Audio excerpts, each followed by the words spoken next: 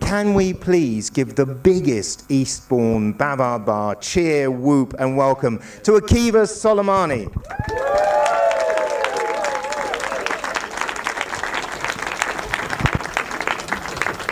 Hello, I'm Akiva. I was a maths teacher for 40 years. I've retired now. You've all got a sheet of paper on your seats that I'm going to talk about right at the end of my talk. All right? So don't be alarmed. It looks horrendous, but I'll explain it bit by bit, and I hope you'll like it. Anyway, let's start. I've always been fascinated by the topic of the calendar, which I found very interesting. So I'm going to talk about different types of calendar across the years and across different parts of the world. Over 6,000 years ago, the Egyptians had a calendar in which one year contained 365 days, like us. It had 12 months each, with 30 days plus 5 extra heavenly days. About 5,000 years ago, the Babylonians had a calendar in which one year had 360 days, 12 months of 30 days in each month. Every 6 years, they would have an extra 13th month, also with 30 days. We still use their number 360 for degrees in a circle. They used a base of 60 instead of our base 10. I don't know how they calculated that, but they did. We still use their base of 60 in our seconds and minutes. 60 seconds in a minute, 60 minutes an hour. In China, about 4,500 years ago, they had a calendar in which each day was divided into only 12 hours, but each hour was equivalent to 120 minutes, which sounds the same, but it was different. Now, between 380 and 980, there was a very advanced civilization in Central America called the Maya civilization, before they were wiped out by the Spanish. The Maya had 2 calendars, 2 types of year, which they used at the same time. One type of year was called the Tzolkin. This was the sacred year with only 260 days. There were 20 day names reading downwards: Ik, Manik, Eb, etc., etc. We won't need them all. Each day name had a number, 1 to 13 in front.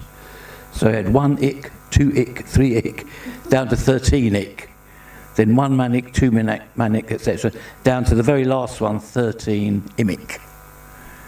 Now, the Maya's second type of year was called the Harb. The Harb had 365 days contained in 19 months. 18 months had 20 days each, and one closing month of 5 days. The names of the 19 months, read now as Pop, Uo, Zip, wonderful names. I won't read them all. Now, in ancient Rome, the year used to start in March. That's why our months, September, October, November, December, still have prefixes, Sept 7, Oct 8, Nov 9 and Dec 10. The Roman year at first had 304 days, divided into 10 months of varying lengths. Numa Pompilius, 715 to 672 BC, later added 2 more months, January and February. He was the legendary second king of Rome, succeeding Romulus, who was the legendary founder of Rome. Now, the calendar became so messed up that it became 80 days out of its astronomically correct place. Julius Caesar knew that the year was really about 365 and a quarter days. When I say Julius Caesar, I mean his science advisors and astronomers, not he himself. The extra quarter of a day made a big difference cumulatively over a long period. Every 4 years, the year would be a whole day out.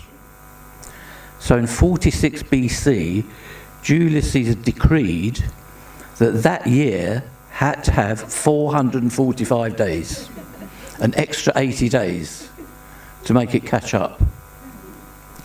He also decreed that from the next year onwards, each year had to have 365 days, with an extra day every 4 years, a leap year, our leap year. Each year would now have 12 months. The Roman year now looked like this. Martius was the first month, Aprilis, Maius, Junius, Quintilis, Sextilis, Septembris, Octobris, Novembris, Decembris, Januarius, Februarius. Later, Julius Caesar decreed that the year should begin on January the 1st instead of March. We still have remnants of that March, because the tax year still starts in April. Now, Julius Caesar was born in the month Quintilis, and that name was changed in his honour to Julius, our present-day July. Later, the month Sextilis was changed to Augustus in honour of Augustus Caesar, which is our present-day August. Now, the trouble is, the year, which is the time it takes for the Earth to travel once around the Sun, isn't exactly 365 and a quarter days. The year is 365 days, 5 hours, 48 minutes, 46 seconds. And the year varies by about 0.59 seconds per century. Now, this 5 hours, 48 minutes, 46 seconds is nearly 6 hours. And 6 hours is a quarter of a day, because there's 24 hours in a day. But it is 11 minutes, 14 seconds short of 6 hours. This meant that every 128 years, the year would be out by 1 day. To make the final adjustments, Pope Gregory XIII, now again, it was his advisors and scientists, in 1582 said that October the 4th should be followed by October the 15th, missing out the 10 days in between to make it catch up. And thereafter, 3 leap days must be dropped out of every 4 centuries. Thus, every whole century number must be divisible by 400, not just by 4. For example, the years 1600 and 2000 are leap years, but 1700, 1800, 1900 not leap years, even though they're divisible by 4. So in this way, the calendar wouldn't need adjusting again for another 3,000 years, hopefully. Now, in Britain, Pope Gregory's adjustment wasn't accepted. It was a case of, no bloody foreigner's going to tell us what to do. Sound familiar? Until 1752, when common sense prevailed, after a gap of 170 years. So in Britain, in 1752, September the 2nd was followed by September the 14th, missing out 11 days. 11 days, not just 10 days, because the intervening year 1700 had been a leap year in Britain, but not in Pope Gregory's adjustment. There were riots in Britain, people marching and trying to give us back our 11 days. People thought that their lives had been shortened by 11 days. Seriously, this happened. Now, BC stands for before Christ, and AD stands for Anno Domini, the year of our Lord. Thus, the dating of years in Christian cultures starts with the birth of Jesus Christ. Actually, Christ was probably born in 4 AD. Other cultures have used different world events as a starting point for their dating systems. The ancient Greeks started their numbering of years from the first Olympic Games in 776 BC, in our dating system. The Romans took as their starting point the supposed foundation of Rome by Romulus in 753 BC. The Babylonians used the start of the reign of their king, Nabonassar, in 747 BC. Today, Muslims start with the flight of the Prophet Muhammad, peace be upon him, from Mecca in 622 AD.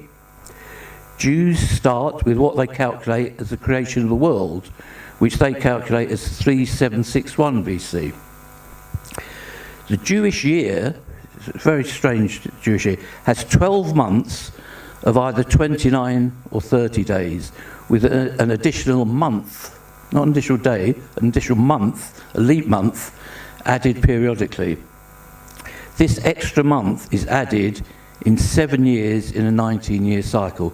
So the years 3, 6, 8, 11, 14, 17 and 19 all have an extra month in it. And Orthodox Jews do follow by this calendar. Now, the German mathematician Carl Friedrich Gauss, we're coming on soon to the sheet we've given you, 1777 to 1855, devised a beautiful formula to calculate the day of the week from any date from 15th of September 1752, which is the start of the Gregorian calendar in Britain. Now, professional mathematicians reckon the three greatest mathematicians in history were Archimedes, Isaac Newton and Gauss. And they reckon the greatest of the three was Gauss, because he created the most new important maths, more than anyone else. This is a portrait of the great man. When he was a very young child at school, his maths teacher wanted a bit of a rest, so he told his class to add up all the numbers 1 to 100, thinking it would occupy them for a long while. Gauss put up his hand after about 10 seconds and told him the correct answer, 5,050. How do you do it? He saw that you compare the numbers off, working inwards from the two ends. 1 plus 100 is 101, working inwards. 2 plus 99 is 101. 3 plus 98 is 101, and so on. So he had 50 pairs, each pair adding up to 101. So 50 times 100 is 5,000. 50 times 1 is 50, so total's 5,500. So his teacher realised that Gauss was a child prodigy, a child mathematical genius, which he was, of course. Now, this is the formula. Now, don't be alarmed. It looks horrendous, right? But each bit of it is really very simple, and I'm going to work through it. Right. So W equals 2.6m minus 0.2 plus D plus Y over 4 plus C over 4 minus 2C mod 7. I'll explain what all these are. So W stands for the number of the day of the week, which is your answer. You'll end up with this number. M is the month number. Day is the day number of the date. Y is the year number, so the last two digits in the year. C is the century number, which is the first two digits in the year. Now, for this formula to work, you've got to count March as the first month, like it used to be in Rome. So you've got to count March as month 1. Now, as January and February are months 11 and 12, this is the only fiddly bit that you have to remember. As January and February are months 11 and 12, we must count them as belonging to the previous year, right? So if you want to start calculating what day of the week the date falls on, always stop and ask yourself, is it January, February? If it is, you pretend it's the year before. So if the date is January 1983, count it as 1982, right? If the date is February 2000, count the year as 1999. So, what do the square brackets mean? Right, the square bracket is the whole number part. So in the first bit, the square brackets, 2.6m minus 0.2. If that comes to 7.2, just count it as 7. If it's 7.9, still just count it as 7. You don't round it or anything, you just drop the bit after the point, right? You only count the whole number part. Now, what does mod 7 mean at the end? Mod 7 just means the number that you end up with, just keep taking away 7s from it. So you've got to have to be left either 1, 2, 3, 4, 5, 6 or 0. If you keep taking away 7s, you can't be any other remainder. If the total is negative, you just keep adding back 7s. Right, now to simplify calculations, if the C number is 20, you can count those two end bits, C over 4 minus 2C, you just count that as 0. Because if C is 20, that bit comes to minus 35, which is a multiple of 7, you're chucking out all 7s, so you can just ignore it. Right, so if the C number is 19, you can count that bit as just 1. That would make the calculations easier. And let's face it, you're not going to want to find what day of the week 1842, you know, in that year. You want to know people's date of birth either this century or last century, probably. So your final number, W, gives you the day of the week. So if you end up with a 1, it's the Monday. If you end up with a 2, it's a Tuesday, etc. Down to 6 for Saturday, 0 would be a Sunday. And when you do, there's this rhyme you're probably familiar with. Monday's child is fair of face, Tuesday's child is full of grace, Wednesday's child is full of woe, Thursday's child is far to go, Friday's child is loving and giving, Saturday's child works hard for a living, but the child that's born on the Sabbath day is bonny and blithe and good and gay.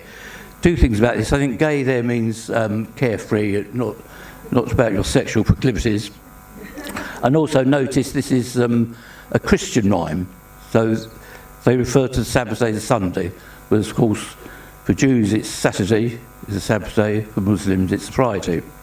So let's work through this. Can I have a volunteer from someone to tell me their date of birth? Yes? 21st of February, 54. 21st of February, let me write this down. So it's 21st Feb. Sorry, what year? I beg your pardon. What year was it again? 1954. Surely not. Right. Okay, so it's February. So we have to count it as 1953, right? So 2.6 M. So that's a bit. Work out the first bit. 2.6 M. So M is 12 now, isn't it? So 2.6 times 12. Oh, what's that, 24? That's 31.2, I think. So you count it as 31. Right? So that becomes a 31. Plus D. So your day was 21. So add 21 to that, you've got 52. Plus Y. That's the year number. We have to count it as 53. 54. So 53. That adds up to 105. Plus Y over 4. So 53 divided by 4 is 13 and a bit. So just count it as 13. So add 13. That's 118. And the last bit, it's 1900, isn't it? So we just count that as 1. So add that 1. 119. So the total comes to 119. You've got to chuck away all the 7s. How many 7s can we chuck away from that? 1, 4, 70. It's exactly 17 times 7. So the remainder is 0. So you were born on a Sunday. Is that right? Yeah. Phew. I mean, this formula always works. I mean, if you get the wrong answer, it's because you've made a mistake. I mean, I made a mistake, but I think it was 1973, I think it was. Awful. Right, so you're bonny and blithe and good and gay. I am indeed. Congratulations. Right, so you can take this home and practice it on your friends and family. Hope you found it a bit interesting.